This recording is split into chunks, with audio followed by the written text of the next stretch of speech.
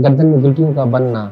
Basically जो patient गर्दन में गिल्टियों के साथ प्रेजेंट करते हैं, उसमें वो पेशेंट जिनको गर्दन में गिल्टियाँ थोड़े से अरसे के लिए बन गई थी और अचानक बन गई थी और मुसलसल साइज उनकी बढ़ती जा रही है और उन गिल्टियों में बुखार रहता है और इसके साथ साथ सर्दी लगती है, कँपकँपी हो जाती है, खांसी हो जाती है और गिल्टी के साथ साथ पेशेंट को वज़न तो नहीं कम हुआ क्योंकि बाद पेशेंट। अस्सलाम वालेकुम, मेरा नाम doctor Tariq Ali Shaikh. I am working as ENT head and neck surgeon in Jinnah hospital Lahore. I privately practice in Niazi hospital in Sadan hospital Johar town. आज जिस टॉपिक पे हमने डिस्कस करना है that is the neck swelling, गर्दन में गिल्टियों का बनना। बेसिकली जो पेशेंट गर्दन में गिल्टियों के साथ प्रेजेंट करते हैं, उसमें हिस्ट्री बहुत इंपॉर्टेंट होती है, उनका मुआयना करना बहुत इंपॉर्टेंट होता है। वो पेशेंट जिनको गर्दन में गिल्टियाँ थोड़े से अरसे के लिए बन गई थी और अचानक बन गई थी और मुसलसल साइज उनकी बढ़ती जा रही है और उन गिल्टियों में दर्द महसूस होता है, वो दर्द कानों में चला जाता है। It should be taken seriously, इसको सीरियसली लिया जाए। तो ऐसे पेशेंट को हम डिटेल हिस्ट्री ले लेते हैं कि इस गिल्टी के साथ साथ पेशेंट को वजन तो नहीं कम हुआ क्योंकि बाद पेशेंट प्रेजेंट करते हैं कि सर जब से गिल्टी बन गई है तो 10 से 15 किलो वजन अचानक हमारा कम हुआ है। शाम को बुखार हो जाता है और मुसलसल बुखार रहता है और इसके साथ साथ सर्दी लगती है, कँपकँपी हो जाती है, खांसी हो जाती है और खांसी में कभी कभार ब्लड भी आना स्टार्ट हो जाती है। कुछ पेशेंट ये भी प्रेजेंट कर लेते हैं कि सर जो गिल्टी बनने से पहले आवाज़ बैठ गया था और खाने में मसला हो जाता है, पीने में मसला हो जाता है, निगलने में मसला हो जाता है। बाद पेशेंट प्रेजेंट करते हैं कि सर मुंह में पहले छाला बना हुआ था, मेडिकेशन ली, दवाई ली और वो छाला ख़त्म ही नहीं हुआ, साइज छाले की बढ़ती गई। फिर ऐसे ये हुआ कि मुंह खोलने में मसला हो गया, चबाने में मसला हो गया और अब इसके साथ साथ गर्दन में जाके ना गिल्टी बन गई हुई है। कुछ पेशेंट ये भी प्रेजेंट कर लेते हैं कि सर वो जब भी खाना खाते हैं, पानी पीते हैं, नाक से आ जाता है, पानी पीते हैं तो खांसी आने लगती है। इसी तरह कुछ पेशेंट प्रेजेंट करते हैं कि सर नाक बंद हो गया था, नाक से खून आने लगा था, नाक से पीप आती है, खून आता रहता है और उसके बाद जाके ना गर्दन में गिल्टी बन गई है। तो these patient should be taken seriously. तो ऐसे पेशेंट को ना पूछ लेते हैं क्योंकि मोस्टली देखा गया हुआ कि these patients are highly at risk. ऐसे पेशेंट को लाइट नहीं लिया जाए। These patient should be detail history ली जाए, ऐसे पेशेंट को डिटेल मुआयना किया जाए, डिटेल इनकी इन्वेस्टिगेशन की जाए and these patient should be manage accordingly. अगर ये पेशेंट हैं तो इस पेशेंट से पूछ लेते हैं कि आप सिगरेट स्मोकिंग तो नहीं करते, क्योंकि कई सालों से चीज़ें चलती रहती हैं, सिगरेट लेते रहते हैं, हुक्का लेते रहते हैं, बाद पेशेंट अल्कोहल इस्तेमाल करते रहते हैं, बाद पेशेंट पान, शालिया, गुटखा, नस्वा वो लेते रहते हैं। ये नहीं हुआ कि वो 2 दिन पहले सिगरेट लिया था, 8 दिन के बाद गिल्टी बन गए, नहीं। इसके पीछे आप पूछने से पता चल जाता है कि 20 साल से तो सिगरेट ले रहा है, वो डेली 1 से 2 पैकेट ले रहा है, तब जाके 20 साल के बाद वो जाके गिल्टी बन गई है।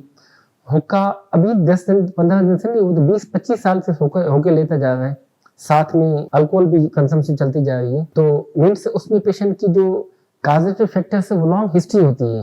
तो ऐसे पेशेंट को हम मुआयना करते हैं, नाक को मुआयना करते हैं, नाक के पीछे को देख लेते हैं कि कहीं नाक के पीछे कहीं गिल्टी तो नहीं बन गई, कोई गुदू तो नहीं है, कोई रसोली वगैरह तो नहीं है, मुंह के अंदर कोई छाला तो नहीं पड़ा, कोई फोड़ा फिंसी तो नहीं है, ज़बान की जड़ उसको देखा जाता है, खुराक की नाली उसको देखा जाता है, सांस की नाली उसको देखा जाता है, नीचे जो खाने का पैसेज है हाइपोफेरेंक्स उसको देखा जाता है।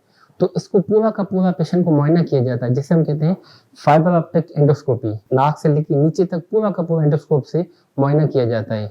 तो जब हम सस्पेक्ट करते हैं कि इस जगह पे कहीं फोड़ा, कोई फिंसी, कोई दाना, कोई रसोली नमा कोई चीज़ नज़र आ रही है, तो ऐसे पेशेंट को फिर हम थारोली इन्वेस्टिगेट करते हैं। इस पेशेंट्स की डिटेल हेमाटोलॉजिकल टेस्ट होंगी, इसकी खून की A to Z टेस्ट होगी, जिगर की टेस्ट होगी, गुर्दों की टेस्ट होगी, ब्लड की टेस्ट होगी, हेपेटाइटिस B, C की टेस्ट होगी। इस पेशेंट का पूरा सर से लेके चेस्ट तक CT स्कैन होगा, जिसे हम कहते हैं contrast CT scan head and neck chest का, क्योंकि देखा गया है कि जब भी ट्यूमर सस्पेक्टेड हो जाता है, रसोली सस्पेक्टेड हो जाती है, 80-85% चांसेस उनके हेड एंड नेक पे ही होते हैं। ऐसे पेशेंट का MRI भी करवाया जाता है, जिसे डिटेल एक चीज़ का पता चल जाए। ऐसे एक्सरे चेस्ट करवाया जाता है, अल्ट्रासाउंड एब्डोमेन किया जाता है, कहीं वो चीज़ पेट में तो नहीं चली गई, वहाँ पे कोई मेटास्टेटिक लीन वगैरह तो नहीं है।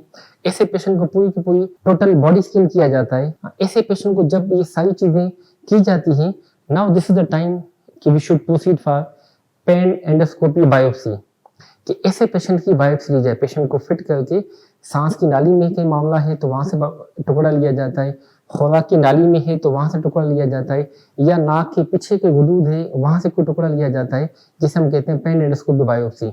तो वहाँ से टुकड़ा लेके फिर इसको लेबोरेटरी में भेजा जाता है। जो भी रिपोर्ट आती है लेबोरेटरी के लिहाज से, इस तरह पेशेंट को फिर मैनेज किया जाता है अकॉर्डिंगली। जस्ट अगर ये चीज़ें आम सी हैं और पेशेंट को गिल्टियाँ बन गई हैं और साथ में ये हिस्ट्री है कि ये पेशेंट को शाम को बुखार हो जाता है, वज़न 10-15 कम हुआ है, और ऐसे पेशेंट को डायग्नोस के बाद पता चल गया टीबी है, तो 6 से 9 माह तक ट्रीटमेंट किया जाता है, जिससे ट्यूबरकुलोसिस सेटल हो जाती है, गिल्टियाँ, सारा मामला सेटल हो जाता है। अगर पेशेंट को कहीं पे कैंसर आ गया हुआ है, जिसे हम रसोली कहते हैं, स्क्वामस सेल कार्सिनोमा है, चाहे वो ज़ुबान का है, चाहे खुराक की नाली का है, चाहे सांस की नाली का है, चाहे नाक के पीछे वहाँ का है, तो उस पेशेंट को फिर स्टेजिंग किया जाता है कि पहली स्टेज पे है, या दूसरी स्टेज पे है, या तीसरी स्टेज पे है, या तो चौथी स्टेज पे है। आया इस पेशेंट को शुआएं लगेंगी, टीके लगेंगे, या सर्जरी की जाएगी।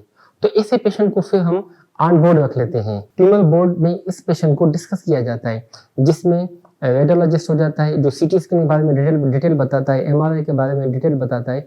इसमें रेडियोलॉजिस्ट के अलावा रेडियोथेरेपिस्ट भी होता है जो शुआएं लगवाते हैं, जो टीके वगैरह लगवाते हैं। ऑन्कोलॉजिस्ट वाले वो टीके वगैरह लगवाते हैं। इसी तरह head and neck surgeon ENT वाले वो उसको देख लेते हैं कि सर्जरी होगी, किस स्टेज की होगी, क्या क्या किया जाएगा। प्लास्टिक सर्जन को इन्वॉल्व किया जाता है। आईसी स्पेशलिस्ट उसको इन्वॉल्व किया जाता है कि ये पेशेंट फिट भी है सर्जरी के लिए या नहीं फिट है। सर्जरी के बाद इसको अगर हम आईसी में रख लेते हैं तो is he feasible for surgery या नॉट। तो ये जितने भी रेडियोलॉजिस्ट हैं, ऑन्कोलॉजिस्ट हैं, रेडियोथेरेपिस्ट हैं, plastic surgeon, ENT head and neck surgeon, ICU specialist, ये सारे के सारे under one roof they will decide. In addition patient के अटेंडेंट को काउंसिल किया जाता है, उनको कंसेंट ली जाती है, ए टू जेड पेशेंट को इन्फॉर्म किया जाता है, पेशेंट की बीमारी के बारे में, पेशेंट की प्रोग्रेशन के बारे में, इस बीमारी के स्टेजिंग के बारे में, उसके फैलने के बारे में, कितना टाइम हॉस्पिटल में स्टे रहेगा, अच्छा सर्जरी होगी, कितने घंटे की सर्जरी होगी, उसके क्या फ़ायदे हैं, क्या नुकसान आते हैं, बाद में शुआएं लगेंगी, बाद में टीके लगेंगे, पेशेंट फिट है या नहीं है, ये सारी चीज़ें पेशेंट को इन्फॉर्म किया जाता है, काउंसिल किया जाता है, उस पेशेंट से कंसेंट ली जाती है, फिर उसको अकॉर्डिंगली ट्रीट किया जाता है। वंस उसकी सर्जरी हो गई, शुआएं, टीके, या सर्जरी के बाद शुआएं, टीके, ये सारी चीज़ें हो जाती हैं। Last step that is a follow up. Patients को एटलीस्ट ट्यूमर वाले पेशेंट को जिनमें रसोली सस्पेक्ट कहते हैं, उसके पेशेंट को 5 साल के लिए फॉलो किया जाता है कि आपने पहले साल हर 3 माह के बाद आते रहना है, दूसरे साल 2 माह के बाद आना है, तीसरे साल, तो इसी तरह 5 ईयर पेशेंट को फॉलो किया जाता है। कहीं ये रसोली दोबारा कहीं गिल्टियाँ तो नहीं बनेगी, या दोबारा बॉडी में तो नहीं फैलेगी, या दोबारा कोई इसके रेजिडुअल के रिकरेंस के चांसेस तो नहीं है, कहीं जिस्म में फैलने के चांसेस तो नहीं। तो ऐसे पेशेंट को बाद में अल्ट्रासाउंड, बाद में एंडोस्कोपिक मुआयना और बाद में टोटल बॉडी स्कैन करके उस पेशेंट को मुआयना किया जाता है। Till end this patient will be follow up. So it's all about neck swelling, its investigation, treatment and follow up. Thank you so much.